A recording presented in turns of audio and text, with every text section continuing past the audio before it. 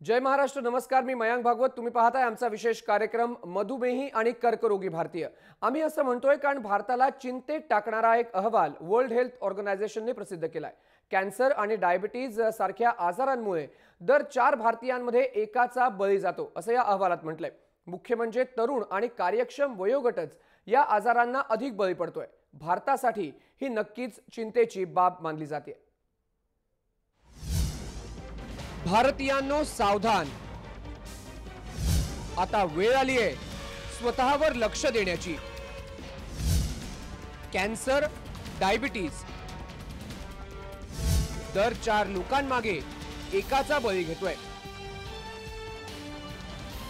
World health ऑर्गनायझेशनने जारी केलेल्या एका अभ्यासातून ही धक्कादायक बाब समोर आली आहे. वयाची 70 गाठण्याआधीच कॅन्सर, डायबिटीज सारखे आजार भारतीयांना ग्रासतायत. जागतिक पातळीवर साल 2015 मध्ये 70% लोकांचा मृत्यू या आजारांमुळे झाला.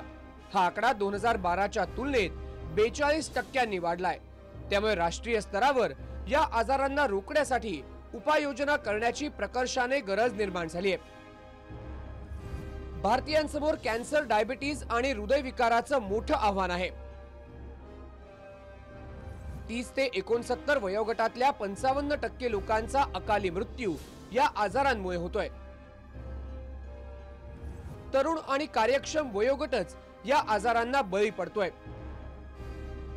भारतासारख्या विकसनशील देशासाठी अधिकच काळजीची गोष्ट आहे, कारण कार्यक्षम लोकसंख्या ही भारताची सर्वात मोठी साधन संपत्ती. फक्त भारतच नाही तर कॅन्सर, डायबिटीज आणि फुफ्फुसांच्या आजाराचं अख्ख्या जगासमोर आव्हान उभं राहिलंय. त्यामुळे शाश्वत विकासाची वाट धरू पाहणाऱ्या देशांसाठी ही मोठी डोकेदुखी येणाऱ्या काळामध्ये ठरणार आहे. त्यामुळे जागतिक पातळीवर या आजारांना आवर घालण्यासाठी प्रयत्न होणं गरजेचं आहे. या बाबतीत भारतानं सगळ्यांच्या आधी एक पाऊल टाकलंय. 2025 पर्यंत या आजारांनी होणाऱ्या मृत्यूचं प्रमाण 25% कमी करण्याचं उद्दिष्ट भारताने ठेवलंय. सरकारी पातळीवर हे प्रयत्न होतीलच, पण आपणही आपल्या आरोग्याची काळजी घेण्याची गरज आहे. मानसी देशपांडेसह ब्युरो रिपोर्ट, जय महाराष्ट्र, मुंबई. तर तुम्ही पाहिलं आम्ही का म्हणतोय मधुमेही आणि कर्करोगी भारतीय, कारण एक चिंताजनक अहवाल जो आहे तो याला म्हणावा लागेल. आपल्या स्टुडिओमध्ये आज डॉक्टर महेश पडसलगे आणि डॉक्टर राकेश बडे आहेत. डॉक्टर महेश मधुमेहाचे तज्ज्ञ आहेत, तर डॉक्टर राकेश कर्करोगाचे. डॉक्टर महेश, मी पर्यंत तुमच्यापासून सुरू करतोय. मधुमेह, डायबिटीज आपण पाहिलं तर जवळपास कार्यक्षम भारतीय, मुंबईकर असो, दिल्लीकर असो, ते कोणीही हा मधुमेहाने त्रस्त आहे. मधुमेहाची कारणं काय आहेत? कारण आपली लाईफस्टाईल कुठेतरी आपल्याला जे आहे ते डायबिटीजकडे झोकते असं म्हणायला हरकत नाही. मयांक, ही एक चांगली बाब आहे की जय महाराष्ट्राने एक चांगली मोहीम उघडलेली आहे. आणि आपण जर बघितलं तर भारत हा डायबिटीजची राजधानी असं म्हणून ओळखला जातो सध्या. आणि डायबिटीज म्हणजे काय, तर आपल्या नॉर्मल लेवलपेक्षा जी साखर जास्त असते आपल्या रक्तामध्ये त्याला आपण डायबिटीज म्हणतो. तर नॉर्मली सर्व माणसाच्या रक्तामध्ये जे 126 जेवणाच्या अगोदर आणि जेवल्यानंतर 200च्या वर जर साखरेची लेवल गेली किंवा पातळी गेली तर त्याला आपण डायबिटीज म्हणतो. आणि ह्या डायबिटीजचे भरपूर प्रकार आहेत असे. आणि महत्त्वाची बाब हा वाढत आहे. ह्या वाढण्यामागं प्रामुख्यानं कारण आहे आपण इंडियन्स किंवा भारतीय आहोत, त्याला इथिनिसिटी आपण म्हणतो. कारण एशिया खंडामध्ये भारतामध्ये डायबिटीजचं प्रमाण थोडंसं जास्तच आहे. त्याला कारण अशी आहेत की आपली दररोजची जी दैनंदिन शैली आहे, जेवणाचे प्रकारच आहेत आणि झोपण्याची सवय आहे, किंवा स्ट्रेस जे म्हणतो आपण आजचा आपला जो दैनंदिन स्ट्रेस आहे आपल्या रेग्युलर जीवनामधला, तो स्ट्रेस पण त्याच्यामध्ये एक प्रामुख्यानं भाग घेतोय. आणि महत्त्वाचं मला असं वाटतं की जे अवेलेबल रेडीमेड फूड्स आहेत, खाण्यासाठी ज्या काही गोष्टी अवेलेबल आहेत त्या खूप इझिली अवेलेबल झालेल्या आहेत.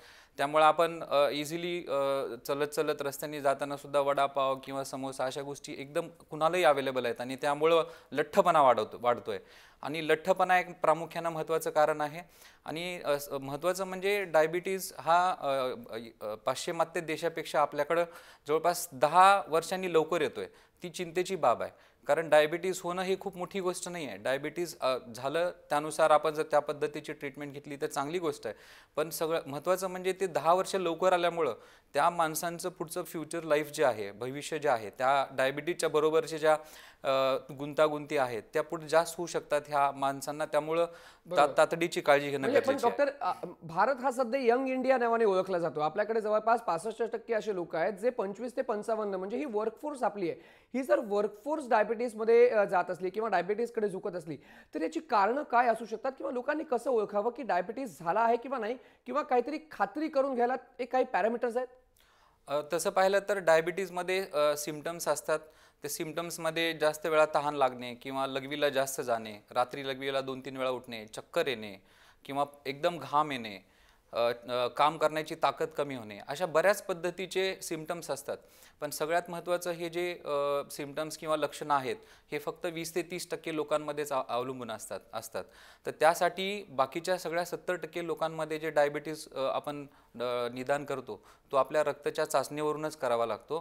तर त्यासाठी मला असं वाटतं की ज्या माणसांच्या घरांमध्ये नियर बाय रिलेटिव्ह म्हणजे भाऊ बहीण असो किंवा आईवडील असोत, त्या लोकांमध्ये जर डायबिटीज असेल तर त्या लोकांनी स्वतःहून 35च्या नंतर, वयाच्या 35च्या नंतर दर वर्षाला आपली स्वतःहून रक्ताची चाचणी करत असताना साखरेची चाचणी करून घेणं गरजेचं आहे. आणि साखरेची चाचणी केल्यानंतर डॉक्टरांशी चर्चा करून आपण प्री डायबिटिक लेवलमध्ये आहोत का, प्री डायबिटिक लेवल म्हणजे जेवणाच्या अगोदरची 100 आणि 125 आणि जेवल्यानंतर 140 आणि 200 पर्यंतचे जर साखर असेल तर आपण त्याला प्री डायबिटिक म्हणतो. आणि जर आपण प्री डायबिटिकमध्ये असू तर या प्री डायबिटीजला आपण पुढे प्रिव्हेन्शन करू शकतो. तर त्यासाठी आपण लवकरात लवकर ही टेस्ट करून घेऊन आपण प्री डायबिटिक असू तर त्याबद्दलचे जे प्रिव्हेन्शन स्ट्रॅटेजी हे करायला पाहिजे. बरोबर. म्हणजे कुठेतरी लोकांनी जे आहे ते स्वतः ही गोष्ट बघायला पाहिजे की आपल्याला आपलं शरीर काय सांगतंय. मात्र आणखीन एक डॉक्टर महत्त्वाची म्हणजे WHO ने जे सांगितलं त्याच्यामध्ये दुसरा एक आस्पेक्ट होता तो म्हणजे कॅन्सरचा. आपल्याबरोबर डॉक्टर राकेशही आहेत. डॉक्टर राकेश, कॅन्सर झाला की लोक घाबरून जातात, टेन्शनमध्ये येतात. मात्र कॅन्सर होऊ नये किंवा काय असे सिम्पटम्स आहेत जेणेकरून आपण लोकांना सिम्प्लिफाय करून सांगू शकतो की कॅन्सर होतो तरी कसा आणि काय असतो हा? कॅन्सर म्हणजे काही एक स्पेसिफिक गोष्ट नाही आहे. हजार एक वेगळ्या वेगळ्या प्रकारच्या ज्या वेगळ्या वेगळ्या ऑर्गन्समध्ये होणाऱ्या बिमारी आहेत त्यांना एक कॉन्स्टलेशनला कॅन्सर म्हटलं जातं. नाव त्याचं कारण काय, आपल्याकडे का होतो आहे कॅन्सर? तर सर्वात महत्त्वाची गोष्ट ह्या वयोगटात तंबाखूचं वाढतं प्रमाण. आणि मुख्यमंत्र्यांचं मी ह्याच्याबद्दल अभिनंदन करतो की त्यांनी टोबॅको लॉबीला न जुमानता सिगरेट आणि सिगरेटच्या कार्टून्सवरती जी पिक्टोरल वॉर्निंग्स असतात त्याचं साईज 2/3 म्हणजे 70% ऑफ दी कार्टून केलं, जेणेकरून सामान्य लोकांना ह्याचा फायदा होईल. आता आम्ही ह्याच्यासाठी लढतो आहे. महाराष्ट्र कॅन्सर वॉरियर्स म्हणून आमचा एक ग्रुप आहे ज्याचे हेड आहेत डॉक्टर पंकज चतुर्वेदी, जे टाटामध्ये असतात, प्रोफेसर आहेत ते टाटामध्ये, ते आमचे गुरु आहेत. तर महाराष्ट्र कॅन्सर वॉरियर्स ह्याच्यासाठी लढतं आहे की इवन हे सिमिलरली बिडीवरती पण यावं. आणि गुटखा बॅन तर ऑलरेडी आहेच, पण एवढं सगळं असूनसुद्धा जे आत्तापर्यंत हे जे तंबाखूमुळे जे नाश झालेलं आहे ह्याच्यामुळे कॅन्सरचं प्रमाण ह्या वयोगटात मेल्समध्ये म्हणजे पुरुषांमध्ये वाढतं आहे.